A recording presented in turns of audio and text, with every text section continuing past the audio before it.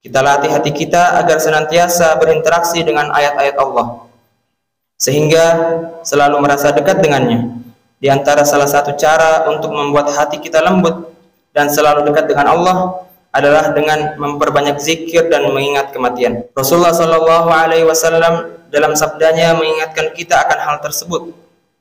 Perbanyaklah mengingat sesuatu yang memutuskan nikmat dunia, yaitu Innal hamdalillah nahmaduhu wa nasta'inuhu wa nastaghfiruh wa na'udzu billahi min shururi anfusina wa min sayyiati a'malina may yahdihillahu fala mudilla lahu wa may yudlil fala hadiya lahu. Ashhadu an la ilaha illallah wahdahu la syarika lahu wa ashhadu anna Muhammadan 'abduhu wa rasuluh. Ya ayyuhalladzina amanu taqullaha haqqa tuqatih wa la tamutunna illa wa antum muslimun. Ya ayyuhan nasu taqu rabbakumul ladzi khalaqakum min nafsin wahidah wa khalaqa minha zawjaha wa batha minhuma rijalan katsiran wa nisaa'a wattaqullaha alladzi tasaaluna bihi wal arham innallaha kana 'alaikum raqiba. Ya ayyuhalladzina amanu taqullaha wa qulu qawlan sadida yuslih lakum a'malakum wa yaghfir lakum dhunubakum wa may yuti'illaha wa rasulahu faqad faza fawzan 'azima. Fa inna asdaqal hadithi kitabullah wa khairal hadi hadi Muhammadin sallallahu alaihi wasallam wa syarrul umuri muhdatsatuha wa kullu muhdatsatin bid'ah wa kullu bid'atin dhalalah wa kullu dhalalatin finnar. Ma'asyiral muslimin jamaah Jumat yang berbahagia. Lagi dan lagi marilah kita bersama-sama memanjatkan puja dan puji syukur kita kepada Allah Subhanahu wa taala karena atas limpahan rahmat karunia-Nya sehingga kita bisa melangkahkan kaki kita menuju tempat yang insyaallah penuh berkah ini.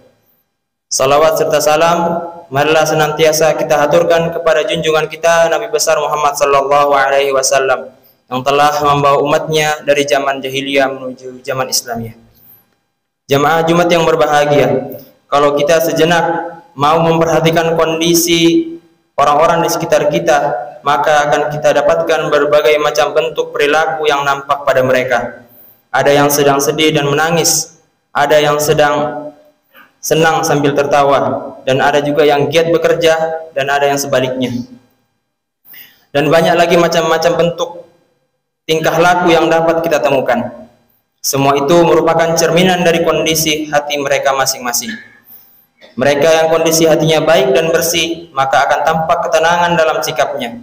Sebaliknya, mereka yang kondisi hatinya sedang tak menentu atau sedang terjangkit sesuatu penyakit, maka ia cenderung berperilaku yang tidak baik dan tak ada ketenangan dalam sikapnya. Barangkali inilah yang pernah disabdakan oleh Rasulullah sallallahu alaihi wasallam dalam sebuah hadisnya yang berbunyi, sesungguhnya dalam jasad manusia itu ada segumpal daging. Apabila ia baik, maka baik pula seluruh anggota tubuhnya, dan apabila ia rusak, maka rusak pula seluruh anggota tubuhnya. Dan ketahuilah bahwa segumpal daging itu adalah hati. Muttafaqun alaih. Hati adalah sumber kejujuran bagi pemiliknya. Ia tidak akan pernah dusta meski lidah berucap beribu kali kebohongan. Akan tetapi hati akan selalu mengatakan kebenaran pada dirinya. Hati yang bersih bisa mengalahkan sifat yang buruk seperti ego yang ada dalam diri seseorang. Ia tidak akan bicara ngelantur dan tanpa pertimbangan sehingga meresahkan orang lain. Ucapan atau statement yang keluar dari hati yang bersih selalu diawali oleh pertimbangan yang matang, sehingga hasilnya benar-benar dapat dipertanggungjawabkan. Ia akan lebih mengedepankan kepentingan umum daripada kepentingan pribadi atau golongannya. Sebaliknya, hati yang kotor akan senantiasa dipenuhi oleh ambisi dan hawa nafsu. Jemaah Jumat yang berbahagia, sebagai sebuah karunia yang besar yang diberikan Allah kepada hambanya, maka kita haruslah menggunakannya sesuai dengan apa yang diinginkan oleh Sang Penciptanya. Tugas pokok dari hati dan akal yang merupakan kelebihan manusia dari makhluk lainnya adalah untuk memahami ayat-ayat Allah, baik yang bersifat kauni atau yang ada di alam sekitar kita, ataupun ayat-ayat yang tertulis dalam Al-Quran. Kalau kita tidak pandai-pandai menggunakannya untuk itu, maka posisi kita akan menjadi lebih rendah atau lebih hina dari binatang sekalipun. Allah berfirman, "Walaqad dara'na li jahannama katsiran minal jinni wal ins lahum qulubun la yafqahuna biha wa lahum a'yunun la yubsiruna biha wa lahum adhanun la yasma'una biha ulaika kal an'ami bal hum adall ulaika humul ghafilun." Dan sesungguhnya kami jadikan isi neraka jahanam kebanyakan dari jin dan manusia. Mereka mempunyai hati tetapi tidak dipergunakan untuk memahami ayat-ayat Allah, dan mereka mempunyai mata tetapi tidak dipergunakan untuk melihat tanda-tanda kebesaran Allah, dan mereka mempunyai telinga tetapi tidak dipergunakan untuk mendengar ayat-ayat Allah. Mereka itu seperti hewan ternak, bahkan mereka lebih sesat lagi. Mereka itulah orang-orang yang lalai. Surah Al-A'raf ayat 179. Jamaah Jumat yang berbahagia, pantaskah kita lalai akan perintah Allah setelah kita mendapatkan karunia yang begitu besar? Mari kita buka hati kita untuk senantiasa mentadabburi, merenungi ayat-ayatnya. Jangan biarkan hati kita tersumbat sehingga sulit lagi untuk memahami ayat-ayatnya. Afala yatadabbaruna al-Qur'ana am ala qulubin aqfaluha? Maka apakah mereka tidak memperhatikan Al-Quran ataukah hati mereka terkunci? Surah Muhammad ayat 24. Jamaah Jumat yang berbahagia, bila hati kita sudah tertutup untuk menerima kebenaran, maka itu merupakan musibah yang sangat besar. Ia akan melihat sesuatu bukan lagi atas dasar kebenarannya, tetapi ia akan melihatnya atas dasar hawa nafsunya, sehingga fanatisme buta dan sikap berlebihanlah yang akan muncul. Ia tidak akan melihat orang karena kebenarannya, tetapi ia akan melihat kebenaran itu karena orangnya. Bila orang yang ia kagumi dan ia idolakan melakukan sebuah kesalahan, maka di matanya itu ada sebuah kebenaran. Ataupun kalau sudah jelas salahnya, maka ia akan berusaha mencari alasan untuk membenarkan orang yang ia idolakan. Inilah bencana yang besar yang sedang melanda umat. Bila hal tersebut terus berlangsung, maka lama-kelamaan hatinya akan mengeras dikarenakan tidak adanya cahaya kebenaran yang menembus di dalamnya. Allah berfirman yang artinya, kemudian setelah itu hati mereka keras seperti batu, bahkan lebih keras lagi.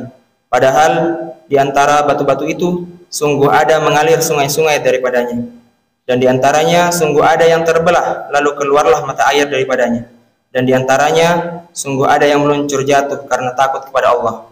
Dan Allah sekali-kali tidak lengah dari apa yang kamu kerjakan. Jemaah Jumat yang berbahagia, orang yang tidak mempunyai mata penglihatan tetapi hatinya bersih jauh lebih baik di sisi Allah daripada orang yang diberi penglihatan normal akan tetapi kondisi hatinya buta. Maka orang yang hatinya buta di dunia akan dibangkitkan oleh Allah dalam keadaan buta mata di akhirat. Sebagaimana firman-Nya yang artinya, dan barang siapa yang berpaling dari peringatanku, maka sesungguhnya baginya penghidupan yang sempit, dan kami akan menghimpunkannya pada hari kiamat dalam keadaan buta. Kemudian dia berkata, qala rabbi lima hasyartani a'ma wa qad kuntu basira. Qala kadzalika atatka ayatuna fanasitaha wa kadzalika al-yawma tunsa. Ya Rabb, mengapa engkau menghimpunku? Mengapa engkau membangkitkanku dalam keadaan buta, padahal aku dahulunya seorang yang melihat? Allah berfirman, demikianlah telah datang kepadamu ayat-ayat kami, maka kamu melupakannya. Dan begitu pula pada hari ini kamu pun dilupakan. Hati yang telah mengeras tidak akan lagi merasakan getaran-getaran keimanan yang dihantarkan lewat lantunan ayat-ayat Al-Quran. Ia tidak peduli lagi dengan kebesaran dan keagungan Allah dalam ciptaannya. Cahaya iman tidak lagi mampu menembus hati yang diselimuti oleh pekatnya noda dan dosa. Oleh karena itu, sebelum hati kita mengalami kondisi seperti itu, mari kita berupaya untuk senantiasa membersihkan hati kita dari penyakit-penyakit seperti iri, dengki, sombong, dan lain sebagainya. Kita latih hati kita agar senantiasa berinteraksi dengan ayat-ayat Allah, sehingga selalu merasa dekat dengannya. Di antara salah satu cara untuk membuat hati kita lembut dan selalu dekat dengan Allah adalah dengan memperbanyak zikir dan mengingat kematian. Karena dengan itu kita akan senantiasa berupaya untuk mempersiapkan diri dalam menghadapi kematian. Allah berfirman, ya ayyuhalladzina amanu taqullaha wal tanzur nafsum ma qaddamat lighad wattaqullaha innallaha khabirum bima ta'malun. Hai orang-orang yang beriman, bertakwalah kepada Allah dan hendaklah siap diri memperhatikan apa yang telah dia perbuatnya untuk hari esok. Dan bertakwalah kepada Allah, sesungguhnya Allah Maha mengetahui apa yang kamu kerjakan.